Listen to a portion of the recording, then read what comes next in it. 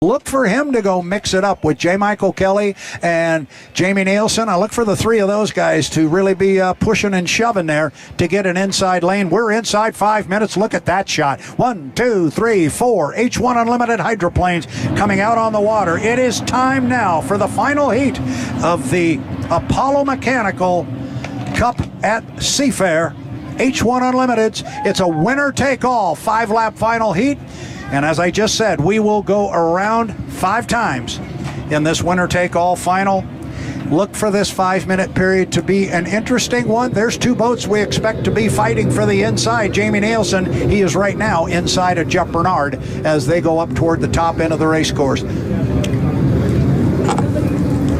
Boat coming up. Now we're going to get a cut. Watch this. Here comes J. Michael Kelly. J. Michael Kelly's going to come across the course and try and jump in front of Jamie Nielsen and Jeff Bernard. He has successfully done that. There, you get a good look at it as comes off the top end of the race course. Jamie decided to just stay up there. Now, we saw this morning, Tanner. Look at Jamie Nielsen way up there at the top end. You can't even see him on our camera. He's barely moving. I mean, he's got 2.5 minutes. Is he going to be able to go so slow that he can stay behind the 115 mark from there? And the other piece to the puzzle, be able to defend the position if somebody wants to come around and have a whole bunch of boat speed. Yeah, with 3,000 horsepower, they're still turbine boats. They don't pop out of the hole instantaneously. You got to get up on plane, then spool up, and then build the speed. So it says that we have seen a couple people leapfrog before the 115 mark. All right, coming up on 3:15, there is Gunnar O'Farrell. You're looking right down the nail of that boat.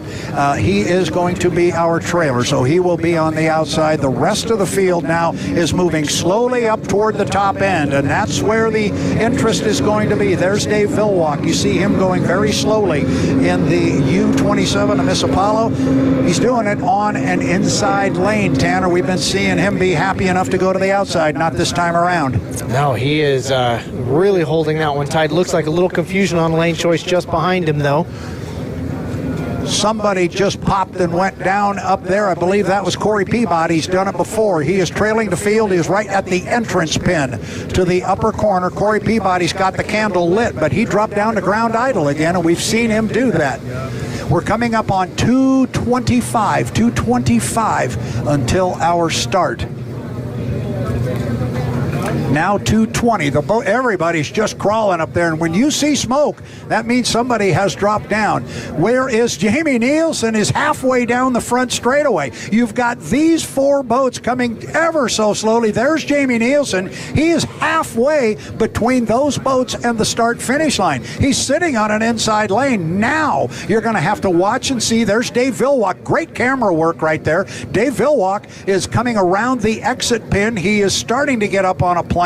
Now you're looking at, that was a flashback to Corey Peabody. Corey's going to be fine in this thing. If he wanted to really put his foot in it and come down hard, he could maybe leapfrog some people. So we are still looking at 1:35. This is not what I expected. This might be the slowest score up we've ever had, but right now Nielsen is in 1, Bernard is in 2, and now we got boats coming. Here comes J. Michael Kelly. Kelly's going to try and come down and leapfrog the field, but the other boats are going to get cold. Now watch Andrew Tate. He's coming with boat speed, and 115 appeared to be legal. The boats now start to put the pedal down. Andrew Tate got inside of J. Michael Kelly. I think Kelly had ideas that perhaps he was going to leapfrog some of the boats, but I'm telling you, the bad news right now is Corey Peabody is still up at the top end of the race course. He has yet to come down. His boat has gone down to ground idle, and quite honestly, it's going to be interesting to see if the officials will let him run right now, because he is in a bad spot, but now he's up and running. Corey Peabody was sitting in a bad spot, and I thought from a safety standpoint, they might want to get him out of there and maybe rerun this, but no. 35 seconds until the start. Top end. It is Jamie Nielsen sitting in 1, and we have Bernard sitting in 2. That looks like Villwalk in 3. We've had a little bit of contact made between the U11 and the U12. A little paint rubbing apparently going on. The boats are still coming very, very slow to the line. It is Nielsen in 1, Bernard in 2. It is Andrew Tate in 3. It's Kelly in 4. We are inside 10 seconds. We're inside 5. We're 4, 3, 2, 1. Oh boy, and I think we may have boats across the line again. Just like we saw a week ago, Kelly's got to get down to the lower corner first, but he's outside and he's in lane number 4.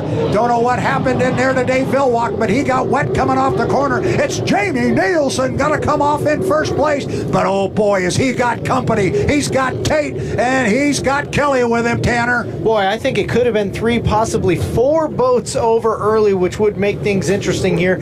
Although the hallway's awfully narrow for Dave Villwalk. He got squeezed right out of that, but a crazy race up the front. All right, look at the boats off the top end. Jamie Nielsen takes a big hop up there, but he settles the boat back down. Nielsen is your leader, and we have 2 boats that we are being told have jumped the gun. That is the 8 and the 11, and we know what that means. That puts the 91 and Andrew Tate out front. Tough break on that. Start is still under review. They are still reviewing it, but we are being told the 8 and the 11 have jumped. Now, it looks like one boat coming off the lower corner down there is Jamie Nielsen, but right outside him is Andrew Tate. Nielsen's running like a rocket, but we have been told they have jumped. They have jumped the start. So Andrew Tate, being legal, is on lap number 2 of 5. He's got about a 4-boat length lead. Now all that they slow get to the top end. Yes. All that slow trawling has just caused a white caps on the inside lane, which Jamie Nielsen is dealing with right now. Andrew Tate was able to get around it, but that's checked Jamie Nielsen up and given Andrew Tate a little bit of breathing room here in the lead. Yeah, Andrew Tate is. He's out front. He's in a good position. If we know those 2 boats have jumped the clock, so does he. I think this radio guy right now is just going to be telling him where the good water is to do exactly what you're talking about. Avoid those rollers that you're talking about. And there's a bunch of them up at the top end. Off the corner, off the bottom end of the race course on lap 3 of 5. You're looking at our leader. It's the U91. It is the Goodman Real Estate. Behind him and to his left is the yellow and blue of the Miss Flavor Pack, Jamie Nielsen's ride. But we have been told he jumped the start. We have been told also that J. Michael Kelly, who just flew the boat up the backstretch, that he has jumped the start. If that's the case, our second place boat is the U12 of Graham Trucking and Jeff Bernard. Here comes Andrew to put another one in the books. He will start lap number 4. We're still being told the start is under review, but we still have it that our 2 boats have jumped the gun, and I'm being told, yes, that is true. So they're obviously looking at something else on the water. Could there be another boat that could be across early? We just don't know at this point. We are on lap 4 of 5, and right now it is all Andrew Tate up the backstretch. He's got a rooster tail now on Jamie Nielsen in the U11. There is a lot to sort out on this one, Tanner, because it got messy down at turn 1, too. It sure did, as we're on lap 4 of 5. I mean, on my like 3 jumped, which in which case Corey Peabody really needs to chase down Jeff Bernard to get himself up another notch on the rung. But maybe 2, could be 4 boats. It's just something that's got to settle out. But right now, the water is just getting rougher and rougher. Andrew Tate has made some changes to the boat possibly because it's a smooth ride up front. White flag lap right now for where's Jamie? Oh, Jamie is still tucked inside of Andrew. He's still right with him, but we're on the final lap here, and it is Jamie Nielsen trailing Andrew Tate. Tate's going to come off the corner there. Tate giving him plenty of room, and Andrew's going to come off with, not quite a rooster tail lead. He's got about 7 or 8 boat lengths on Jamie Nielsen, who's hanging right with him. Then it's back to J. Michael Kelly, then it's back to Jeff Bernard, and then it's back to Corey Peabody and Dave Villwalk. Top end of the race course, the checkered flag is going to fly, and it's going to come down and it's going to wave for Andrew Tate and the U91, the Goodman Real Estate, at least on the water, as we have been told so far. The initial winner of the Apollo Mechanical Cup at SeaFair, Andrew Tate, U91, Goodman Real Estate. Second place is going to go to Jamie Nielsen and the Miss Flavor Pack. A good run for J. Michael Kelly in the U8, the Beacon Electric. And how about this one, Jeff Bernard? Is he in the middle of this somewhere?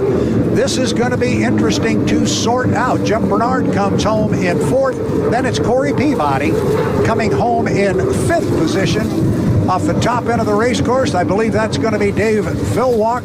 He is going to come down. And what a run for Gunnar O'Farrell. Gunnar's actually been closing here on the inside of Dave Vilwalk. Vilwalk will come across, and right behind him is Gunnar O'Farrell. Oh, Gunnar flies it over the start-finish line, honestly. I mean, the fact that he did that from the rough water, trailing all of those boats, pretty impressive. I mean, he definitely finished the day on a high. Even though he's crossing the finish line last, he made up ground on some pretty fast guys. Wow, so there's going to be a lot to unpack on this one. We've got a couple of boats that we are aware have jumped the gun, and those two boats that jumped were the 8 and the 11.